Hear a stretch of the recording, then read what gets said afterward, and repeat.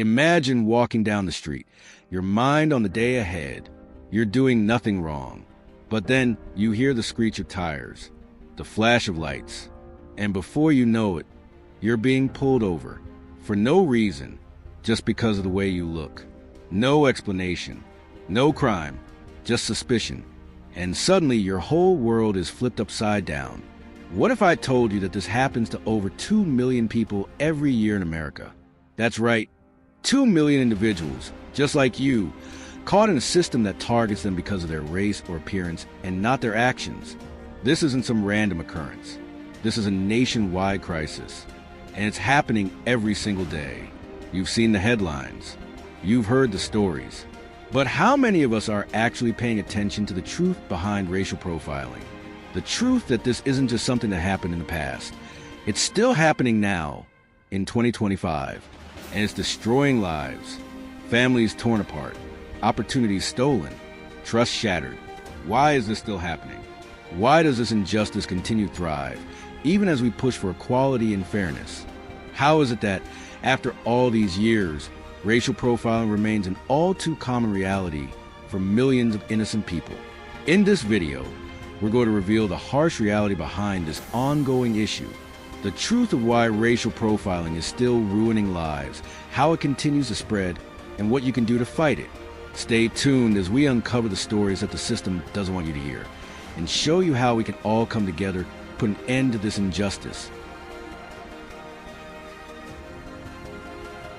It's a term that's become all too familiar in today's world, racial profiling. But despite its widespread use, it's an issue that is often misunderstood, minimized, or worse, ignored. At its core, racial profiling is a practice of targeting individuals based on their race, ethnicity, or physical appearance, rather than their behavior or actions. It's a form of discrimination so ingrained in society that many people don't even realize when it's happening. But make no mistake, it's happening every day, and it's happening everywhere. Imagine, for a moment, being in a store. You walk in and suddenly, the security guard's eyes are fixed on you. You haven't done anything wrong, but there's something about you that makes you stand out. Your race, your appearance. The guard's eyes follow your every move, suspicious of you, without any real reason. You might not notice, but others do. Maybe the staff start watching you too. Maybe you get asked for a receipt at checkout when no one else does. The uncomfortable feeling sets in. You start wondering, am I being judged just because of how I look? This isn't an isolated event. Racial profiling can happen in a variety of settings. It's not limited to interactions with law enforcement. It can happen when you're just trying to live your life, simply trying to exist in spaces where everyone should feel welcome. Racial profiling by law enforcement is perhaps the most widely known form. You've likely seen the headlines. People being stopped, questioned, or even arrested, not for breaking the law, but for the way they look, whether a routine traffic stop or a random stop and frisk. People of color are often the target of unnecessary scrutiny by police officers. The result? A constant feeling of being watched, of being judged before even speaking a word. And for some, it's not just a feeling. It's a reality that leads to unjust treatment and even incarceration. But it doesn't stop there. Racial profiling extends far beyond law enforcement. It can also take place in retail environments. Picture this. You walk into a store and a clerk immediately approaches you. It's not because they're helping you find something. It's because they suspect you might steal something. You haven't even made a purchase, and yet you're treated like a criminal. In many cases, stores have been caught targeting Black and Latino customers under the assumption that they are more likely to shoplift. And while some retailers have made efforts to combat this behavior, it remains a widespread problem. In fact, many people of color report being followed around stores or treated with suspicion based solely on their appearance. And then there's a judicial system where racial profiling plays a significant role in the disparities within the courts and sentencing. Studies have shown that people of color, particularly Black Americans, are more likely to be arrested, charged, and given harsher sentences compared to their white counterparts, even for the same offenses. It's a glaring example of how racial profiling perpetuates inequality, affecting not just individual, but entire communities. This systemic issue has been documented repeatedly, Black individuals are sentenced to longer prison terms, and Latino defendants often face harsher penalties in courtrooms simply because of their race. The evidence is overwhelming, but the solutions remain elusive. It's critical that we understand the scope of racial profiling and how it seeps into almost every aspect of daily life. It's more than just an inconvenience or an uncomfortable experience. It's a direct violation of civil rights. But even when people speak out, when they share their experiences, it's often dismissed. Law enforcement and other authorities will sometimes argue that racial profiling is a necessary tool to fight crime. But that's an excuse, a justification for an unfair system that disproportionately targets those who already face obstacles because of their race. So why is racial profiling so prevalent? Why is it still happening in 2025? One reason is the systemic nature of racism. From a young age, many people are taught, whether explicitly or implicitly, that certain groups are more likely to commit crimes, to be dangerous, or to cause trouble. These biased views are passed down through generations and embedded in the fabric of society. They show up in the training of police officers, in the practices of store security, and even in the way judges assess defendants in the courtroom. Another reason is implicit bias, a subconscious form of prejudice that leads people to make snap judgments based on stereotypes. Even well-meaning individuals can be affected by implicit bias, whether they realize it or not. For example, a police officer might unconsciously decide to pull over a black driver more frequently than a white one, or a store clerk might instinctively suspect a Latino customer of stealing, all because of deeply ingrained stereotypes that associate people of certain races with criminal behavior. The numbers paint a stark picture. In 2023 alone, over 60% of Black Americans reported being racially profiled by police. Let that sink in, 60%. That means more than half of the Black population in this country has had their freedom questioned by law enforcement based on nothing but their race. Similarly, Latino and Asian communities also face disproportionate rates of discrimination in public spaces. Latinos are often targeted for immigration status checks, even when they committed no crime. And Asian Americans are often stereotyped as foreign or out of place, leading to increased suspicion in everyday interactions. These aren't just isolated anecdotes. These are widespread, documented issues that continue to plague our society. In fact, a study done by the American Civil Liberties Union found that racial profiling by law enforcement leads to a higher rate of police violence against people of color, especially Black Americans. Officers are more likely to escalate encounters with Black individuals, leading to higher rates of police brutality and fatalities. The data shows a clear link between racial profiling and increased violence, not only toward the individuals being profiled, but also toward communities that are already facing socioeconomic challenges. Yet, when people try to speak up about their experiences, they're often met with disbelief or worse, blame. The problem is so deeply ingrained that many don't even recognize it when it happens. It's been normalized, not just in law enforcement, but in the very fabric of society itself. We become so accustomed to seeing people of color targeted that it barely raises an eyebrow anymore. But we cannot ignore the truth any longer. This system of racial profiling must be confronted head-on.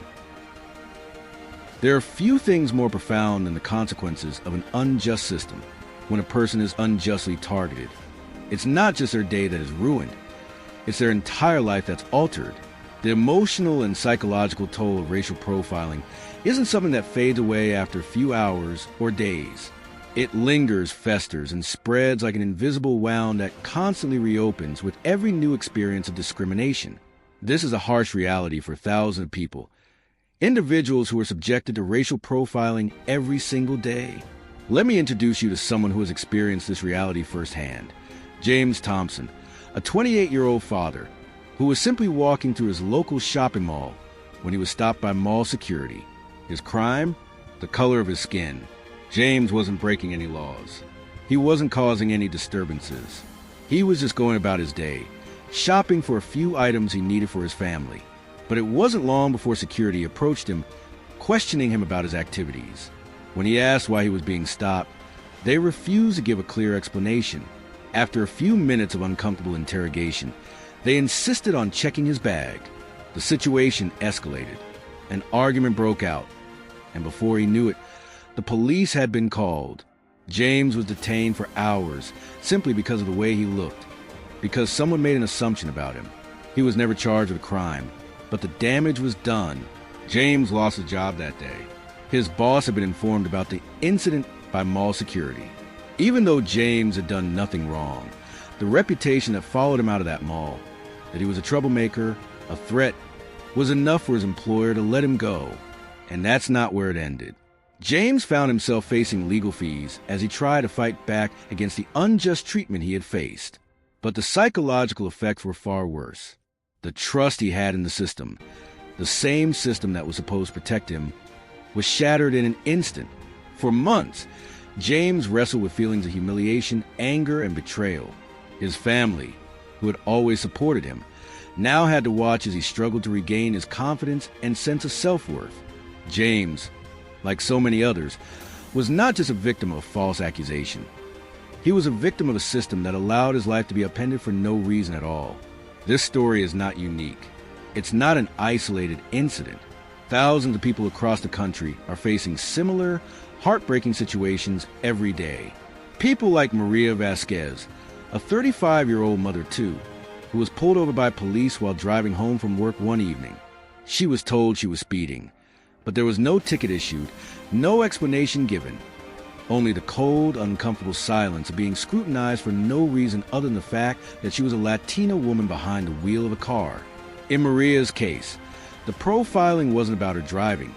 It was about her being in the wrong neighborhood. She was told by the officer that he had a hunch that she might be involved in something illegal. After being detained for over 30 minutes and having her car searched, she was let go with no apology, no recognition of the emotional trauma she had just been put through. Maria felt violated. She felt like she had no control over her own life. She felt like a suspect, though she had done absolutely nothing wrong. And this is where the deeper psychological impact of racial profiling comes into play. It's not just the immediate distress of being falsely accused. It's the fear that becomes ingrained in the victims of racial profiling. Fear of being stopped again. Fear of being treated unfairly in the future. Fear becomes a constant companion, overshadowing every interaction, every moment of peace. People like James and Maria are forced to live in a world where they feel they must constantly prove their innocence every single day, just because of their race or ethnicity. This psychological toll isn't limited to those who are directly profiled. It ripples through families and communities. Imagine the children of parents like Maria and James watching their mothers and fathers struggle with the emotional scars left by racial profiling. Imagine the constant tension that children feel when their parents are on their way home, never knowing if their parent will be the next victim of unjust treatment. It creates an atmosphere of fear, distrust, and resignation that poisons the very fabric of society. But the human cost doesn't stop at emotional trauma. It extends to economic and social repercussions that follow racial profiling victims for years. People lose their jobs, not just because of the immediate consequences like what happened to James, but because of the long-lasting damage that follows an arrest record, even when the charges are false. The financial burden of fighting these charges, the cost of dealing with lawyers, the lost wages, the mounting debt, it all adds up. In some cases, it's enough to push a family into financial ruin. The cycle of poverty becomes even more difficult to break when someone is unjustly caught in the system because of racial profiling. In fact, studies have shown that racial profiling contributes significantly to economic inequality in marginalized communities. When people are wrongly detained, harassed, or arrested, their ability to participate in society, to build a stable future for their families, is compromised. The inability to get or keep a job, the ongoing cost of fighting legal battles, the emotional toll that leaves families fractured. This is the true cost of racial profiling. What's worse is the fact that the cycle of injustice is often perpetuated by the very systems that are supposed to protect us. Police officers, security guards, and even members of the judicial system often perpetuate the biases that underlie racial profiling. They do so either because they are unaware of the extent of their own biases, or because they are part of a larger systemic issue that has normalized the practice. This is a system that not only ruins lives, but also undermines the very concept of justice that the country was built upon. Let's be clear, Racial profiling doesn't just destroy the lives of the people targeted. It poisons the very concept of justice itself. It makes it harder for people to believe in the fairness of a system that is supposed to protect everyone equally. It makes it harder for people to trust law enforcement when they've seen, time and time again, that the system is not on their side. And the longer we allow this to continue, the more we risk breaking down the trust between communities and the institutions that are meant to serve them. The victims of racial profiling are not just numbers, and they are not just statistics. They are human beings, people with families, dreams, and aspirations, people who are simply trying to live their lives. Yet they are forced to navigate a world where their very existence is questioned. This is a daily reality that countless individuals face. And until we understand the true impact of racial profiling, not just on the individual but on entire communities, we cannot begin to understand the scale of this injustice. Racial profiling is not just an isolated issue. It is a deeply ingrained and systemic problem that must be addressed on every level. The emotional, psychological, and financial toll it takes on families and individuals is something that cannot be ignored any longer. It is time we confront the reality of racial profiling and make a stand for those who are being destroyed by it. When we look at the pervasive issue of racial profiling, it's easy to focus on the symptoms, the police stops, the store detentions, the court cases. But to truly understand why this continues to happen, we must look deeper. We need to look at the very foundation of our society, at the historical and systemic forces that have allowed racial profiling to persist for centuries. The roots of racial profiling didn't sprout in the last few decades. No, they've been growing for hundreds of years, fed by a history of slavery, segregation, and systemic inequality that has shaped the very institutions we rely on today. Historical context: the legacy of slavery and segregation. To understand why racial profiling continues in 2025, we must first turn the pages of history. The story begins long before modern-day police forces or security cameras in stores. It begins with the brutal, dehumanizing institution of slavery. From the earliest days of European colonization, black people were not seen as individuals. They were treated as property, forced into labor, and subjected to a system of cruelty designed to perpetuate their subjugation. Even after slavery was abolished in the United States in 1865, the legacy of this inhumane practice continued to reverberate throughout American society. Jim Crow laws entrenched segregation, and for nearly a century, black Americans were denied basic rights and freedoms simply because of their skin color. This system was reinforced by the creation of laws that criminalized black people and kept them in a constant state of oppression.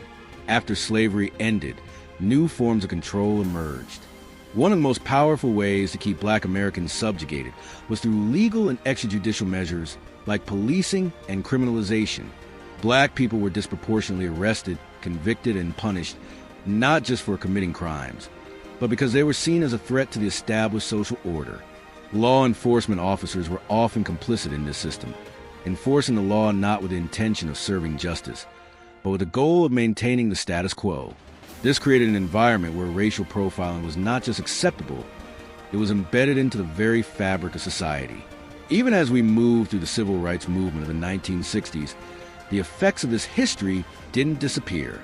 The movement fought for equal rights and legal protections for black Americans, but those victories came at a heavy price.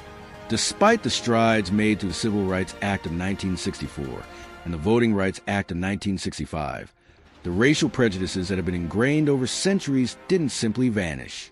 They continue to manifest in new, often more subtle forms, like racial profiling. What we see today is the product of hundreds of years of discrimination, oppression, and violence. The generations of black, Latino, and indigenous people who fought to break free from the system were not fighting just for their rights. They were fighting against a long history of being viewed as other, of being judged based on their appearance, not their actions. And despite progress in civil rights, those deep-seated beliefs still shape how people of color are viewed and treated today. Systemic racism in institutions, how racial profiling becomes embedded. Racial profiling is not just an individual act of bias. It's systemic. That means it's built into the very structures that are meant to serve and protect society. The police force, the courts, schools, and even healthcare institutions are often complicit in perpetuating racial inequality, often unintentionally, through their policies and practices. Let's start with the police force.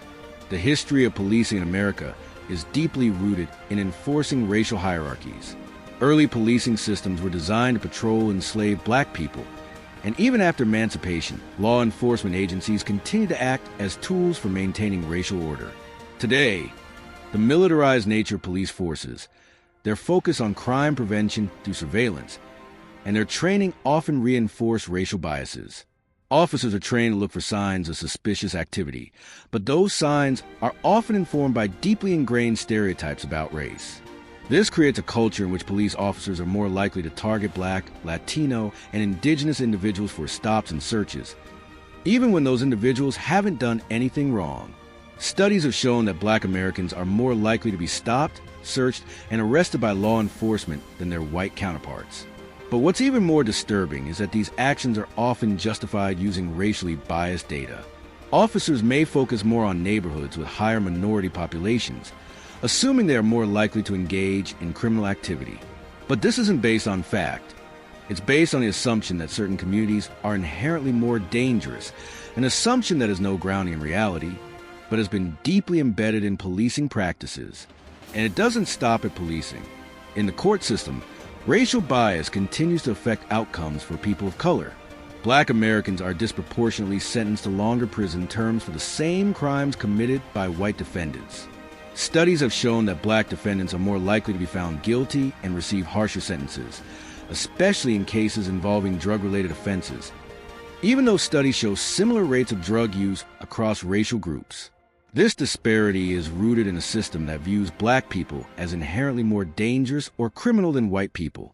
Educational institutions are another area where racial profiling and systemic racism continue to harm communities of color.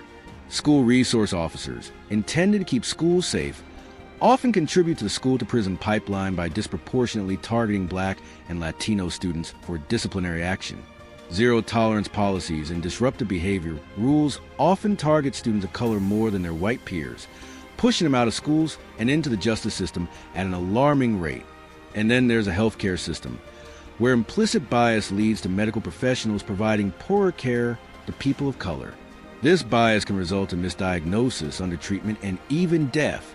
One study found that Black patients are less likely to receive pain medication for the same ailments that white patients receive, which is a clear example of how racial profiling and bias don't just exist in the criminal justice system. They're pervasive across all institutions. Cultural factors, the role of stereotypes and media portrayal. Racial profiling doesn't just happen because of biased institutions or laws. It's also perpetuated by cultural factors, particularly the stereotypes that we've been taught to accept. These stereotypes don't just exist in the minds of a few racist individuals. They're embedded in the media, in entertainment, and in our daily interactions. From a young age, many people are taught to see race through a distorted lens. In movies, television shows, and news reports, certain racial groups are often portrayed as criminals, as dangerous, as other. These stereotypes create an us versus them mentality, an idea that people of color are somehow different, less trustworthy, or more likely to commit crimes. This mentality is further reinforced by the media portrayal of Black men as violent criminals, of Latinos as undocumented or involved in illegal activities, and of Indigenous people as being part of a vanishing race. The media plays a crucial role in shaping public perception. A study by the American Psychological Association found that news outlets often disproportionately portray Black individuals in negative contexts, particularly when covering crimes. This kind of portrayal doesn't just affect how the general public views people of color. It affects how law enforcement and other institutions interact with them. And it's not just the news. The entertainment industry, which reaches billions of people globally, also plays a huge part in shaping racial perceptions. The same racial stereotypes that are perpetuated in real life are played out in movies, TV shows, and music videos. Young viewers are taught, whether consciously or unconsciously, that people of color are inherently dangerous or suspect. This leads to racism becoming ingrained at a cultural level, where everyone, regardless of their race, is affected by these biases. In a society where these messages are reinforced daily, it's no wonder that racial profiling continues to thrive. It's part of the cultural fabric of society, something so deeply woven into the system that we often don't even recognize it for what it is. Why does this matter? When we understand how deeply these forces are entrenched in our society, it becomes clear that racial profiling isn't just a problem that can be solved with a few reforms. It's a deep-rooted issue that requires a fundamental shift in how we view and treat people of color. To address racial profiling, we need to look not just at individual actions, but at the systems and structures that perpetuate this injustice. We need to ask ourselves, how can we build a world where people of all races can walk to their neighborhoods, enter stores, and interact with the police without fear of being targeted simply for the way they look? The fight to end racial profiling is the fight for a more just and equal society, a fight that's still far from over. As we've explored, the problem of racial profiling is entrenched in the very fabric of our society, so deeply rooted in history and systems that it can often feel overwhelming. For those of us who see the injustice, it can feel like a weight we can't lift, like a battle that's been fought for so long. It's impossible to imagine any real change. But let's take a step back and remember one crucial thing. Change is possible. And while the road may be long and the challenges many, there are actions we can take. There are organizations already fighting for justice. And there are concrete steps that we as individuals can take to help eradicate racial profiling. Today, we will focus not just on the problems, but on the solutions, the hope that exists, the movements that are gaining momentum, and the ways we can all play a part in creating a society that is more just for everyone. What's being done to fight racial profiling? Organizations leading the charge. We don't need to look far to find those already actively working to dismantle the systems that perpetuate racial profiling. Across the country, there are organizations and activists pushing for systemic change and accountability. The American Civil Liberties Union, ACLU, Color of Change, and Campaign Zero are just a few examples of organizations that are leading the charge against racial profiling and police misconduct. The ACLU has been at the forefront of advocating for civil liberties and human rights for decades. Through their Smart Justice campaign, they are pushing for reforms in the criminal justice system, working to hold police accountable for racial profiling and excessive force. The ACLU uses litigation to challenge laws and policies that allow racial profiling and advocates for legislative change at both state and federal levels. Their ongoing work to challenge illegal detentions, stop and frisk policies, and discriminatory policing is crucial in the fight to end racial profiling.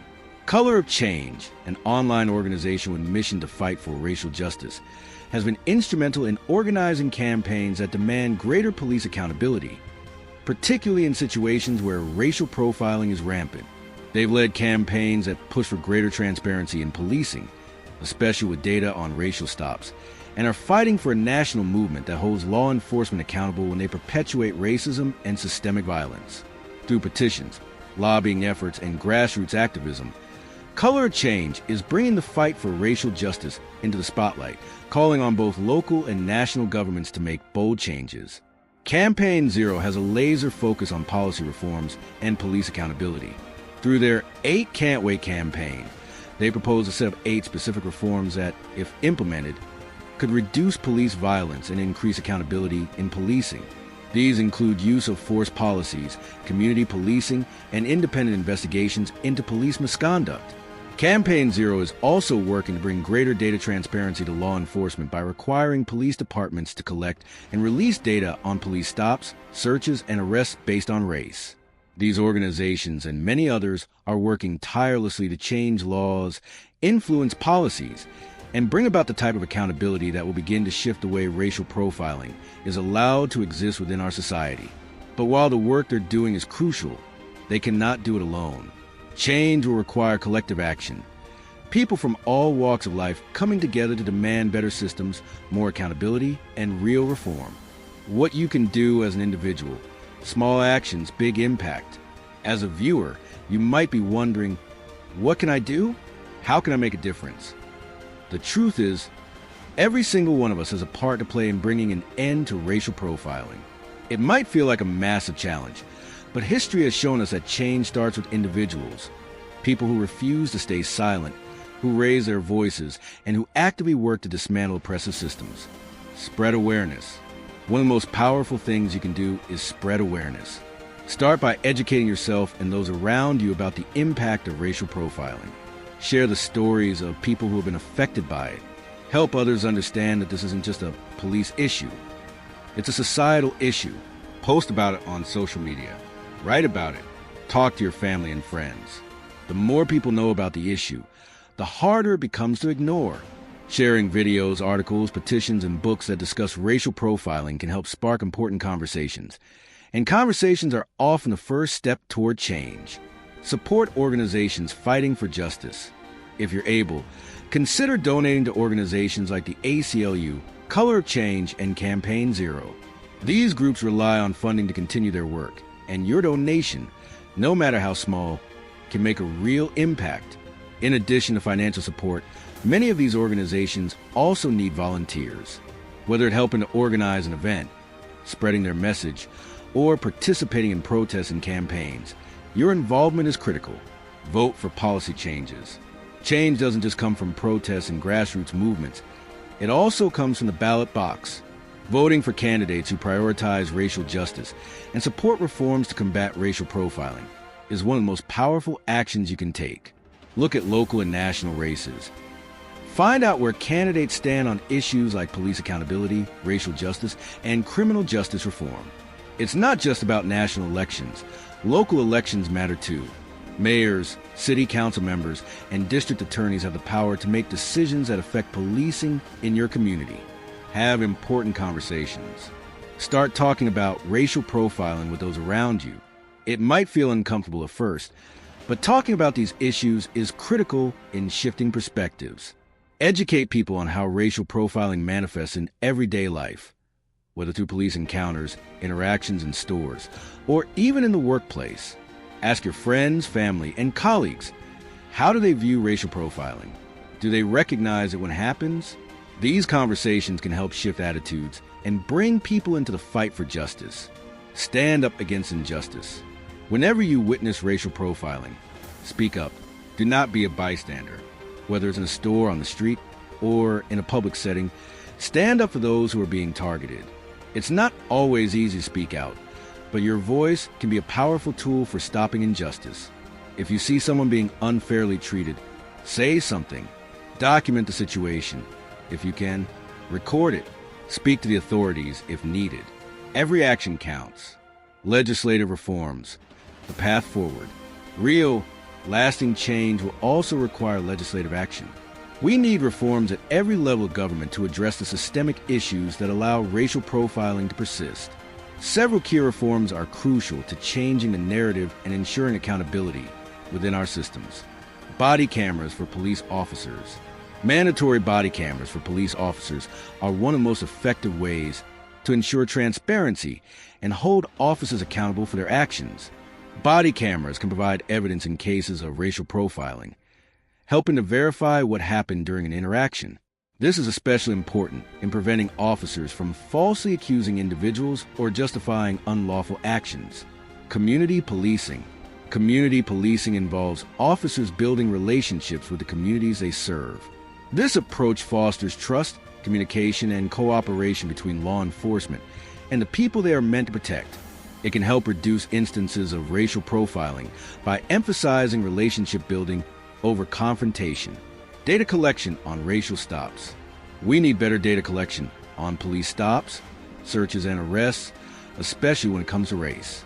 Without this data, we can't accurately assess how often racial profiling occurs or which communities are most affected. Collecting and publishing data on racial stops allows for more transparency and provides concrete evidence of where reform is most needed. Independent investigations of police misconduct. Racial profiling is too often protected by internal police departments. There needs to be independent oversight and investigations into police misconduct. When allegations of racial profiling arise, an external body should be responsible for investigating the case, ensuring that the officers involved are held accountable for their actions. As we reach the end of this video, it's important to remember that the fight is not over. The road to ending racial profiling will be long, but it's a road that we must walk together. The steps we take today will echo in the future, and by standing up, speaking out, and demanding justice, we can help build a better world. A world where no one is treated unfairly because of the color of their skin, and where the promise of justice is truly realized for all. Now, we want to hear from you. What steps will you take to help stop racial profiling? What changes do you think need to happen to end this injustice once and for all? Let us know in the comments below. If you found this video powerful, please like, share, and subscribe to keep the conversation going. The change we seek starts with all of us, and together, we can make a difference. We've come a long way through this journey, together, breaking down the story of racial profiling, the damage it causes, the history behind it, and the systemic forces that continue to keep it alive. By now, you know the truth. You've seen the real-world examples, the emotional stories, and the undeniable impact on communities of color. Racial profiling is not just a passing issue.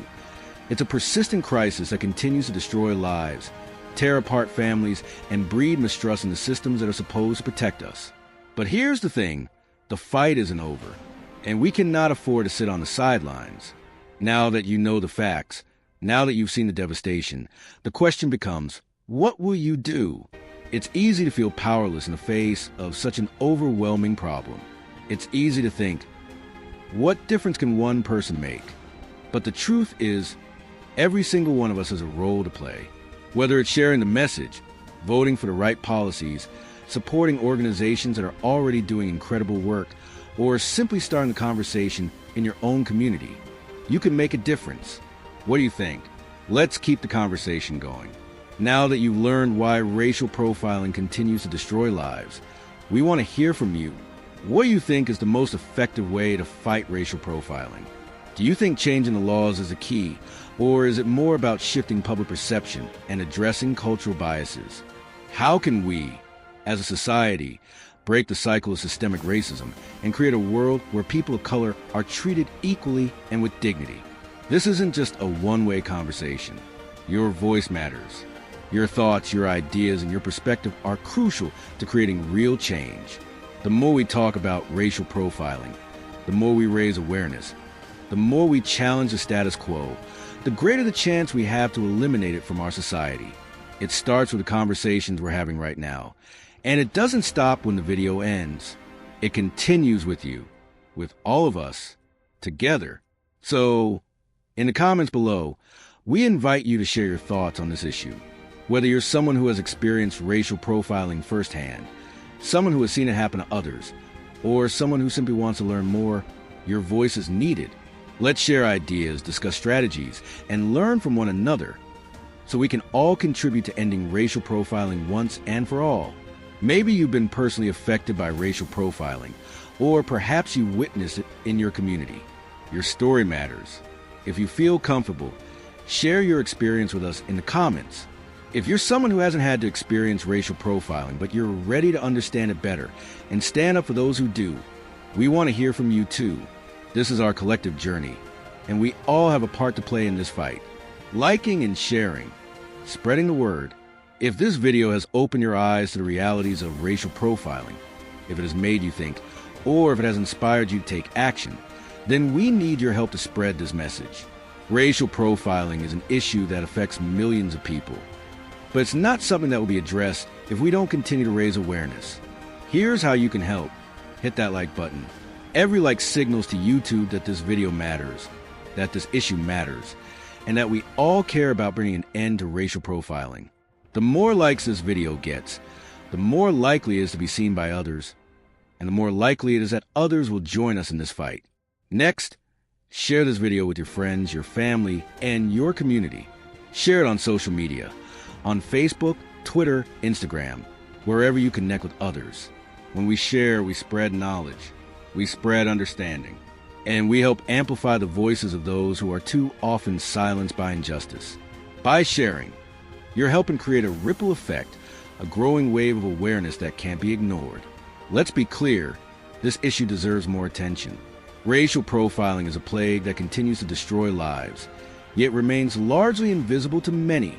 But if we all take action, If we all lend our voices to this cause, we can change that. We can create a society where no one is judged based on their skin color, where everyone is treated equally, and where the criminal justice system works for everyone, not just some. And it all starts with us. Together, ending racial profiling starts with hope and action. We've talked about the harsh realities, the emotional toll, and the historical context of racial profiling. But now it's time to talk about hope. We've also discussed what's being done right now by organizations like the ACLU, Color Change, and Campaign Zero, and what we can do as individuals to help. We must believe that change is possible. The power to create change is in our hands. We've seen it before. Small movements grow into massive revolutions. We've seen how ordinary people, like you and me, can bring about extraordinary change when we stand up and demand justice. We've seen how small actions like signing petitions, contacting representatives, and organizing protests have brought about significant shifts in public policy and societal attitudes. But we can't stop there. We need you. We need your voice, your energy, your commitment to change. Whether it's standing up for someone in the store, calling out an instance of racial profiling when you see it, or fighting for legislative reform. Each step we take moves us closer to society where everyone is treated with dignity and respect, regardless of their race or background. Imagine a world where no one has to live in fear of being judged, targeted, or treated unfairly simply because of the color of their skin.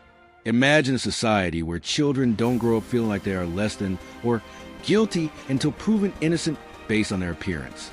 Imagine a justice system where everyone truly has equal protection under the law. That's the world we can create. If we commit to making it happen, together we can create that change. Together, we can end racial profiling. It won't happen overnight, but if we all take small, consistent actions every day, we will get there. Together, we are stronger. Together, we can build a future where equality is not just a dream, but reality for all. We've walked through the darkness of racial profiling, but now it's time for us to light the way forward. It's time for us to stand together, speak out, and make sure that future generations live in a world where justice and equality are not just ideals, but truths. We want to thank you for watching this video, for being part of this crucial conversation, and for committing to the work ahead. Together, we can and will end racial profiling. The work doesn't stop here, and neither does our commitment to fighting for a fair and just world. So, let's get to work. Share this message with your friends, family, and communities. Comment below with your thoughts and ideas. Your voice matters. And if you haven't already, subscribe to our channel to stay informed and engaged as we continue to tackle racial injustice and create real change. Together, let's create a future where everyone is treated equally and with the dignity they deserve.